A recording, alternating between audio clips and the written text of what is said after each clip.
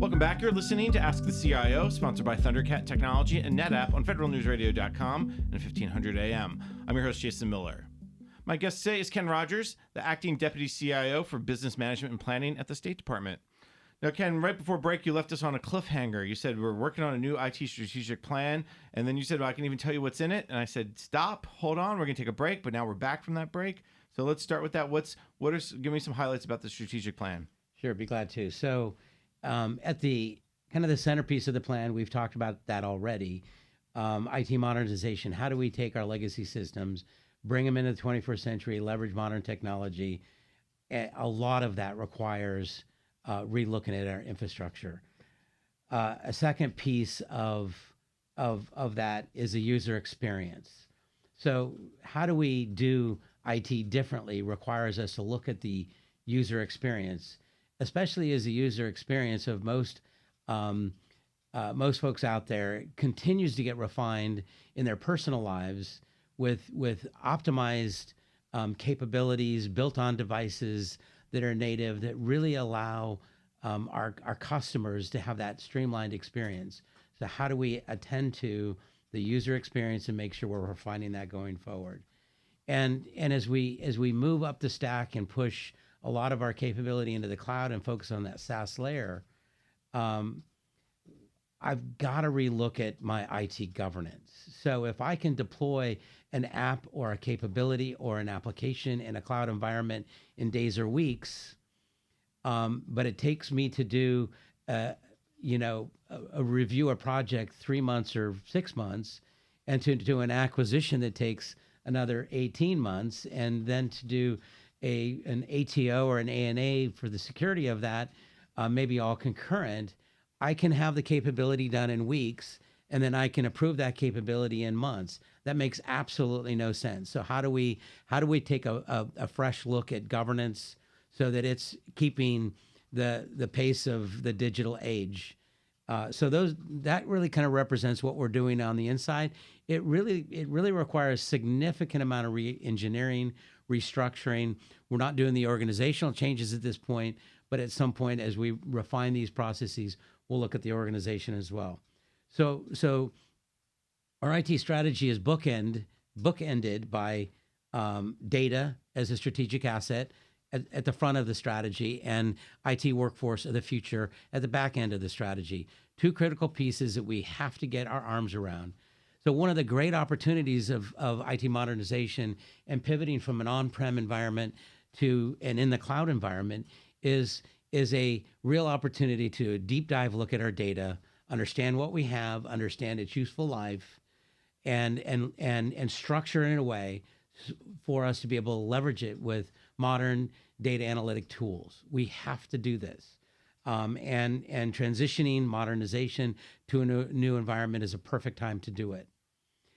So the other major paradigm shift that we have to consider is our IT workforce, and so we've really paid a lot of attention to look at what is the workforce of the future that we need, and how do we retain them, how do we recruit them, retain them, and are we getting the right skills? So we've already done a pretty significant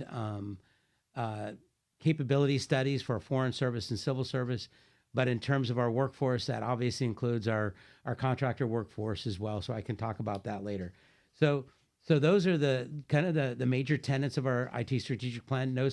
Probably no surprises, but we're committed to really driving change through these goal areas. And of course, surprisingly, they align up really well with the president's management agenda. I was thinking that same thing. So I know the IT strategic plan will come out soon. This is something to look for and follow up with you. Let's start the data conversation. I know you mentioned that earlier in the program. And one of the things you talked about is with the move to the cloud, with the changing view of how the user experience is really looked at by the agency, everything comes back to data, right? We've been saying that for more than a decade now. Now it's all about the data. So let's talk a little bit about how the State Department's data strategy fits in with this IT modernization strategy as well. So one of the key tenets of our cloud strategy is data-driven hosting. So how do we how do we, and that requires a maturing process of data categorization, understanding the proper security controls that need to be about around that data, and that set of decisions really driving how and where we host that data. Um, a multi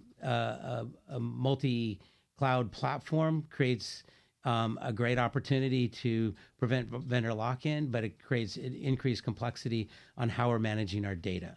So we have to, as we move into this next phase of our cloud strategy, we need to really think through how is our data being architected, what kind of APIs are there, what can stay where it is, and what needs to be aggregated so it can be leveraged with modern BI tools or data analytic tools, and used really in a meaningful way in making decisions that are critical to our diplomatic and development mission. Well, let me jump in real quick and take a breath. One of the things about the data piece is maybe talk a little about the complexity of that multi-cloud environment and data. Is it because data lives on cloud X and data also can live on cloud Y and data also can live on cloud Z? And a diplomat, a foreign service officer, has to get all that data, and they don't care where it is, but how do they ensure that they're pulling from that lake, if you will? Yeah. So the end user shouldn't need to have to worry about what's under the waterline, but in order for the data to be meaningful to the end user, a lot of attention needs to be paid. A lot of attention needs to be paid to what is underneath the waterline. So where is it sitting? How is it structured? How are we making it interoperable? What kind of standards and policies exist around it? What security controls are put in place? And then how are we normalizing it? The concept we're kicking around is normalization and ingest. Can we limit the degradation of data as we capture it in systems across the department, so there's less normalization that needs to be done behind the scenes? There's still going to be the purification of the data still needs to happen as well.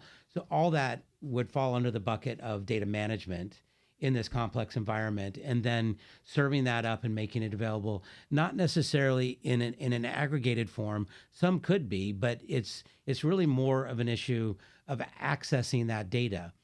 Another one of our big initiatives around that is kind of around the security issue, the creating some simplicity around the user experience and around the data, is our identity management system. Really looking at data level security, and incorporating all of the system data into a centralized IDMS for the department, and then credentialing users based on roles and access level on what they can see, touch, and leverage for who they are and what position they're in. This kind of approach allows me, based on my credentials, to leverage a data analytic tool to reach in and access the data I need to make that decision. We also have to pay attention with that as we pull data from multiple data sources or the data lake and aggregate that up for a view. What's happening to that data? Is there an effect on that data that's increasing the categorization of that data or the classification of that data that needs higher level controls? So that's a huge area of complexity that we have to look at as we make data more accessible on a need to know, need to share basis, and thinking that through from an enterprise wide perspective. One of the things you brought up is the security side, and I think we'll go down there in a second. But before we talk security, the data side of it, are you guys looking at specific tools or any tools that you have today that maybe you like more of or less of, or are there certain tools or certain capabilities that we don't have to talk specific tools, obviously, but any capabilities that you'd say, here's where we need to drive toward, and we're looking at certain vendors, or specifically we're looking for vendors to provide that? Yeah. So, looking at how in our new, I'll call it multi-platform hybrid, because we still have our on-prem data centers. They will be far smaller over the course of the next 4 years, but there's still probably a set of requirements that would require high value assets to be in an on-prem environment. So the data portal, if you will, really needs to encompass that whole clouded state hybrid ecosystem and pull that data together in a meaningful way. So there's how do you store it and interoperate it so it can be accessible. So there are a whole host of tools that can optimize that, and various infrastructure platforms bring to bear analytic tools that provide access to data, and we're exploring those for a best value solution for the department, and a good acquisition term to consider. Cost is a piece of that, but performance and capability is also a piece of that as well. And we're looking at that. And then as you move up the stack to the tip of the iceberg above the waterline, what are the analytical tools that are out there that really that we will be using to mine the data fields that we have? And so we have the next religious war over the software platform that we're going to have. We half a dozen, I don't know the exact number, but we have a number of BI tools currently deployed in a decentralized fashion across the department. So how do we identify? We will be looking at how do we identify the right tools that really bring the most value to the department at that BI level. Again, we're not picking any one product or another, but defining that through a requirements set of decision making. What are the needs? What are our requirements? And what tools best meet that? And then go out to the marketplace and identify how do we do that going forward with the right acquisition vehicle. So a lot of work to be done in this space. And I know it goes back to the centralization versus decentralization Absolutely. discussion too. Ken, let's take another quick break. When we come back, we can finish up our conversation, starting off maybe with a little bit of cybersecurity. My guest today is Ken Rogers, the acting deputy CIO of Business Management and Planning at the State Department. I'm Jason Miller. You're listening to Ask the CIO, sponsored by Thundercat Technology and NetApp on federalnewsradio.com and 1500 AM.